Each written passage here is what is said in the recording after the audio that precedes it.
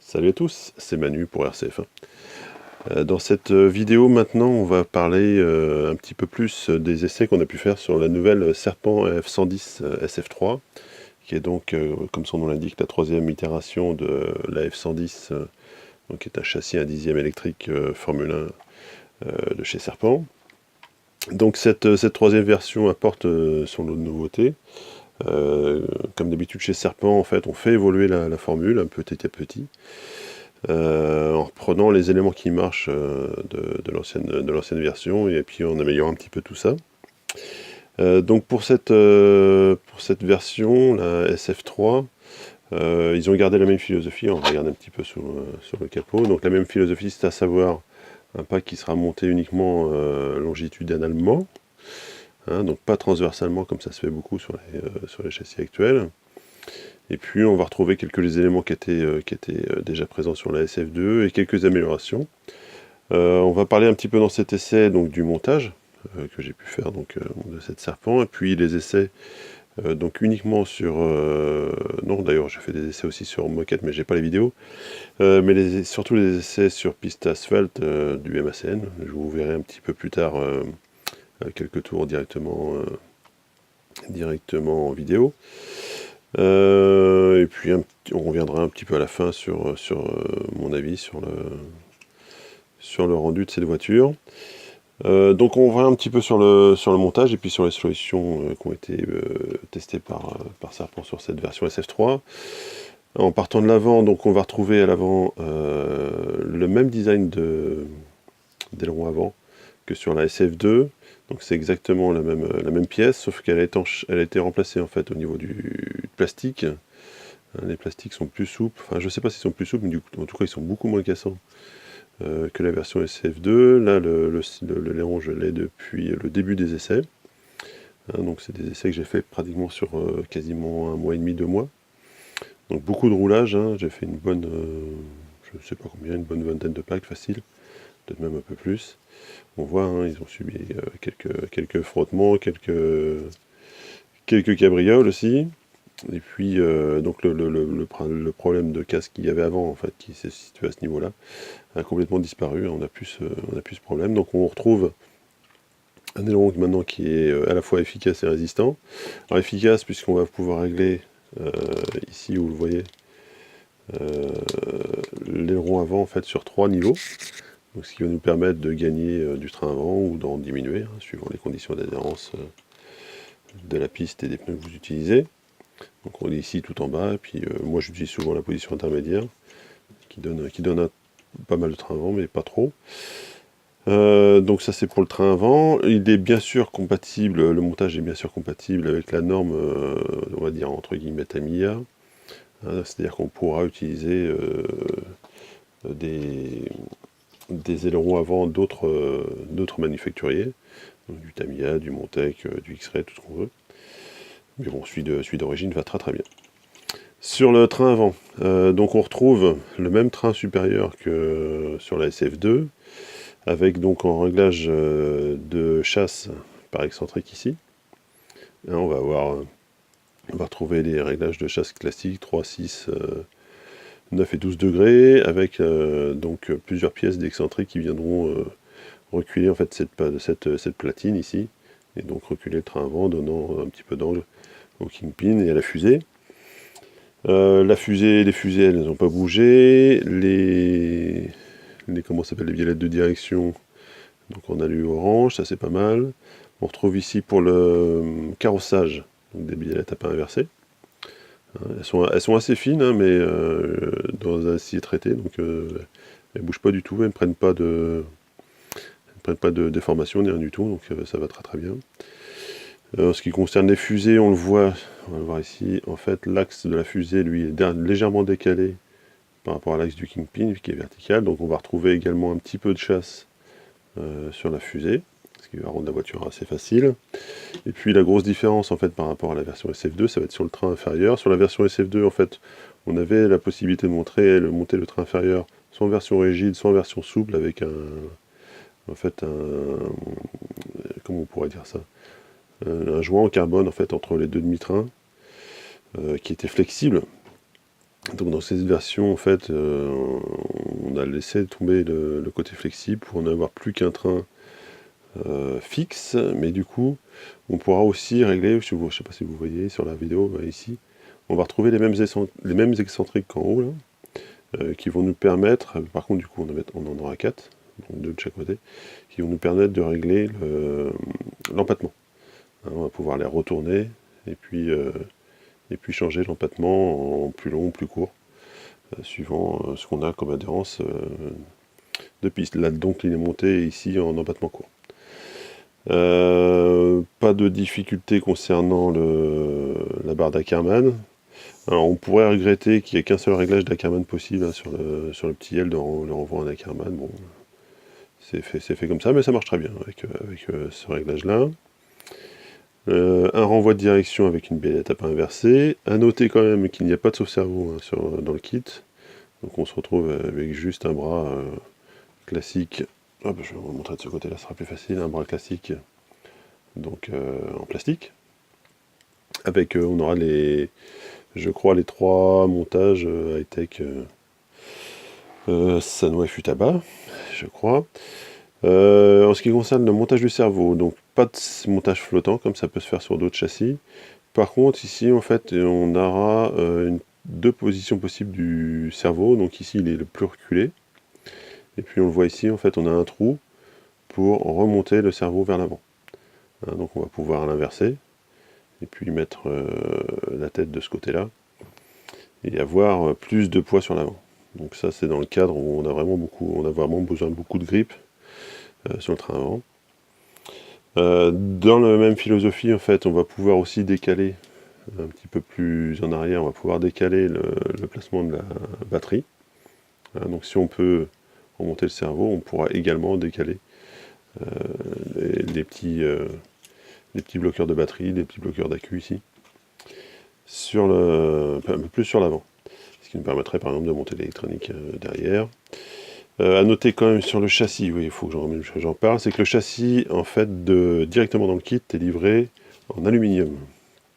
Donc c'est ça, châssis ajouré en aluminium, donc 70-75 je suppose, assez épais et assez solide.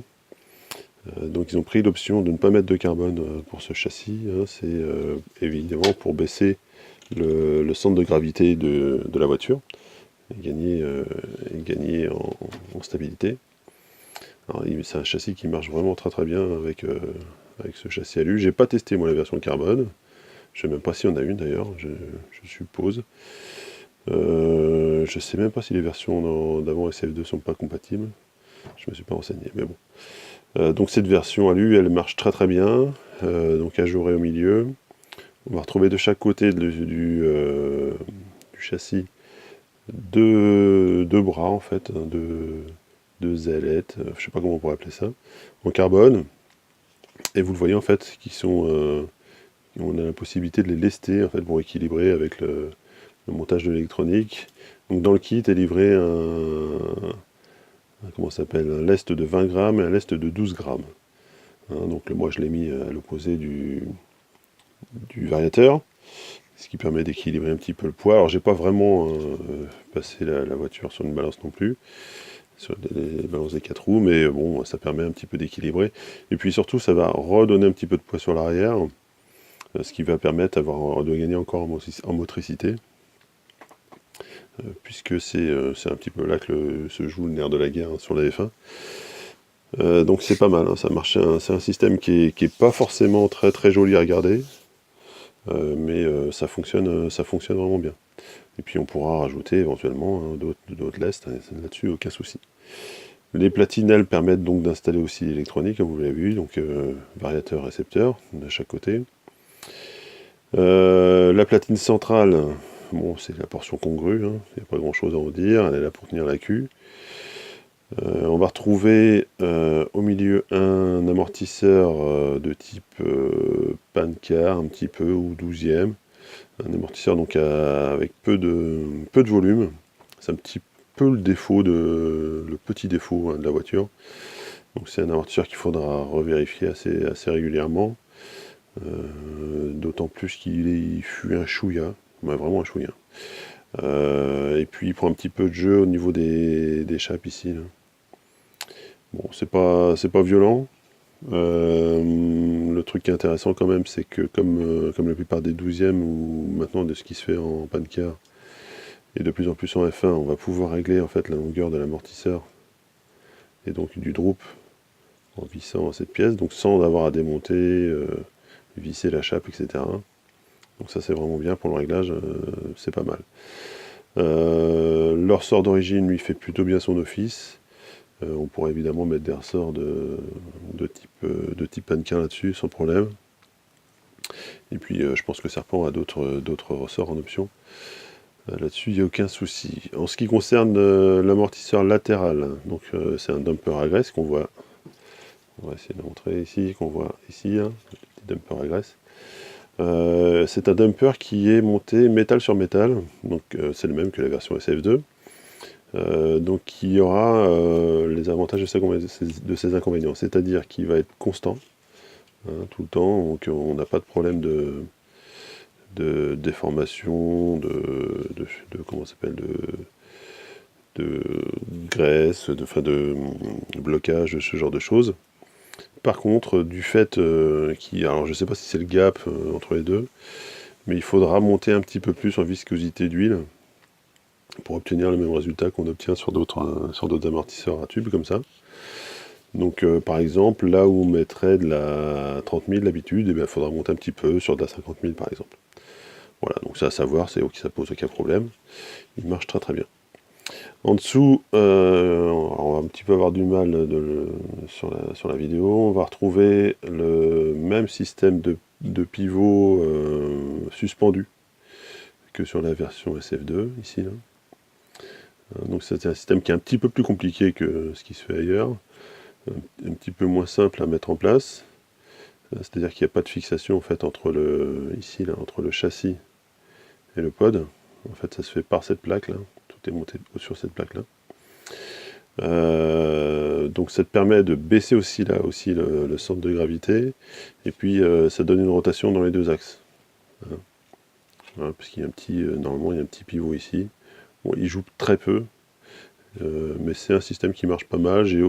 Au début j'avais quelques réticences, hein, à l'époque de la version SF2 quand il était sorti, parce que je me disais que ça pouvait être un peu fragile, puis au final à l'usage j'ai jamais eu de problème avec, que ce soit la SF2 pardon, ou la SF3, ça marche très très bien. Hein, le débattement est fluide, il n'y a vraiment aucun accro, que ce soit en latéral ou en longitudinal, ça marche pas mal. Qu'est-ce qu'on peut dire donc sur la partie centrale? C'est à peu près tout. Comme d'habitude, on va retrouver des links et des ressorts latéraux. Là-dessus, aucune difficulté. Le réglage des ressorts se fait de ce côté-là, de chaque côté. Et puis, bien sûr, on aura plusieurs duretés de ressorts éventuellement en option. Là-dessus, pas de problème. Enfin, pour l'arrière, donc on va retrouver une platine derrière pour l'amortisseur central. Là-dessus, pas de difficulté. Un pod en aluminium. Donc on va retrouver derrière les réglages de hauteur de caisse avec pareil des excentriques, comme ça se fait sur beaucoup de voitures derrière. En gros c'est le même pod, hein, que la version SF2, ça n'a quasiment pas changé. Et puis ce qui va nous intéresser nous, ce qui va être intéressant plutôt à voir, ça va être le diffuseur, hein, derrière, qui est monté directement en série dans le kit avec deux hauteurs d'aileron possibles. Et puis enfin pour terminer pour l'aileron arrière, on va retrouver l'aileron réglable en 3 positions, donc pour donner plus ou moins d'appui sur l'arrière. Pareil, l'aileron arrière, dans le même plastique que l'aileron avant, il est absolument... vous voyez, il a pris pas mal de jetard, et sa voiture s'est retournée plusieurs fois. Sur le bitume, il n'a absolument pas bougé, donc il n'y a pas de casse non plus de ce côté-là. D'ailleurs, tout au long des essais, hein, vraiment aucune casse, c'est une voiture qui est vraiment très solide à l'usage. Pas de pièces tordues, quoi que ce soit. Un petit mot quand même sur le diff. Le diff est relativement fluide. Avec, je sais plus combien il y a de billes, je crois que c'est 16 billes hein, dans la couronne à l'intérieur. Et donc ce qui fait bien son office, il marche très très bien. Voilà, donc là-dessus pas grand chose à en dire. Le moteur est monté assez bas, mais on a quand même une fixation en haut hein, pour le serrage. Donc voilà donc ce qu'on pouvait dire pour le montage. Maintenant on va partir un petit peu plus essai, et puis on va venir un petit peu à la conclusion de ces roulages. Je vous laisse d'abord regarder les premiers, enfin pas les premiers d'ailleurs, les roulages, le roulage que j'ai pu faire donc, sur la piste du MACN à Nantes. Donc roulage sur asphalte. Donc pour ce test j'avais utilisé donc l'électronique qui est présente, c'est-à-dire le Monster Trinity en version Blinky avec le Vario B-Wing, et puis en pneus, donc c'est pas cela, ce sont des, sur la vidéo, ce sont des Ride XR que j'avais en stock, donc qui m'ont servi avec un traitement CSY. Voilà, je vous laisse regarder, puis on revient un petit peu plus tard sur le résultat. A tout de suite.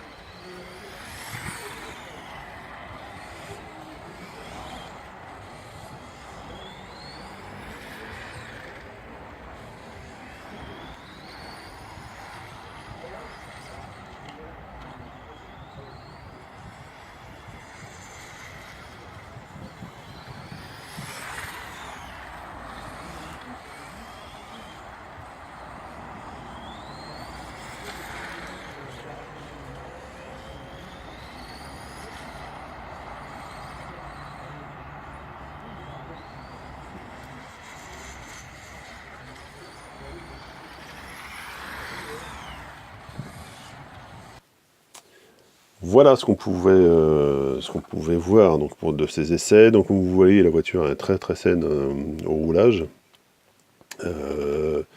Donc avec alors je crois le setup en fait qui est dessus, c'est un setup qui est quand même assez agressif, puisque c'est un setup qui est proche du setup moquette. Hein, donc avec quelque chose d'assez dur en centrale, un empattement court, pas mal pas trop de carrossage ni de chasse. Donc, et déjà la voiture elle se comporte vraiment bien, elle est un pouvoir directif assez intéressant, tout en motrissant vraiment pas mal. Donc tout ce qu'on lui demande de faire, elle le fait vraiment comme il faut. Comme je vous l'ai dit, donc pendant ce test, aucun problème de casse ni d'usure sur quoi que ce soit.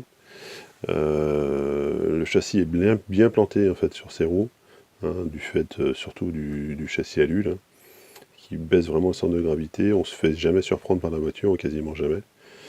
Donc c'est un châssis qui marche vraiment fort. On est comparativement dans les temps, Enfin moi dans les temps que j'ai fait là donc avec les mêmes pneus, hein, entre la X-Ray X1 2017 et celle-là, je suis un dixième plus rapide avec la Serpent. Voilà. Bon alors c'est vraiment l'occasion, hein, qui a fait la différence. Peut-être que c'est le pilotage, on va dire. Donc un dixième, autrement dit, c'est négligeable quoi en fait comme différence. Donc ce sont des châssis qui marchent vraiment aussi bien l'un que l'autre. Après, on va retrouver effectivement le design Serpent, hein. Je sais qu'il y a des gens qui aiment, il y a des gens qui n'aiment pas. Hein. C'est un design qui est vraiment, qui a vraiment un parti pris. Mais en tout cas, au niveau efficacité, solidité, montage, qualité du montage, il n'y a vraiment aucun souci sur ce kit. On est vraiment dans ce qui se fait de mieux à l'heure actuelle en F1 électrique. Il est vraiment pas mal. Comme je vous l'ai dit, j'ai roulé quasiment 2 mois avec ce châssis. J'ai fait une course, je l'ai posé pour vous dire, hein. Je l'ai posé pour la première fois à la course qu'on avait fait à Tréfléan, donc à côté de Vannes sur moquette. Donc jamais roulé, jamais fait un pack. Et puis la voiture a marché tout de suite, quoi. La course donc s'est bien passée, vraiment facile. J'étais devant tout le temps. Tout le long de la course, aucune casse, la voiture réagissait bien au réglage que je faisais. On n'a pas eu trop testé sur moquette beaucoup de réglages, mais sur Asphalt j'ai pu en tester un peu plus. À chaque fois qu'on testait des réglages, on avait effectivement la voiture qui réagissait bien, enfin ou bien ou mal, hein, mais qui réagissait au réglage qu'on faisait. Donc si tu allais dans le bon sens ou dans le mauvais sens, on s'en apercevait tout de suite. Voilà donc ce qu'on peut dire, hein, sur cette Serpent S110 SF3. Je voulais remercier au passage Serpent, donc il m'a envoyé ce kit pour faire ses tests. Ils sont vraiment toujours super disponibles aussi. Je trouve que les compagnies en ce moment au niveau F1 font vraiment de gros efforts. Et c'est vraiment payant pour notre catégorie, donc c'est pas mal. Je voulais remercier au passage aussi également Maxime, hein, qui nous a fait la prise de vue pendant que je pilotais sur le circuit du MACN. On a fait quelques roulages sympas cet été, là, c'était pas mal. Et puis, comme d'habitude, je vous invite également à aller faire un petit tour, hein, sur nos différentes vidéos de notre chaîne YouTube. N'hésitez pas aussi à aller faire un tour sur notre page Facebook, hein. Je poste comme d'habitude quelques petites infos, je relais quelques petites vidéos de nos collègues qui font de la F1 un petit peu à travers le monde. Donc c'est intéressant, il y a des trucs à voir qui sont pas mal. Et puis comme d'habitude, notre forum rcf1.fr où on retrouve la communauté de la F1. Donc voilà, n'hésitez pas à aller vous inscrire si vous n'êtes pas déjà inscrit, puis à participer si la catégorie vous intéresse. Allez, je vous dis à une prochaine fois pour une prochaine vidéo. On ne sait pas encore trop, je pense que je vais faire une vidéo sur des pneus. J'ai fait quelques essais, on en reparlera un petit peu plus tard en vidéo, je pense. Et puis d'ici là, j'espère que vous porterez bien. Et puis surtout, amusez-vous bien avec vos F1. Allez, salut!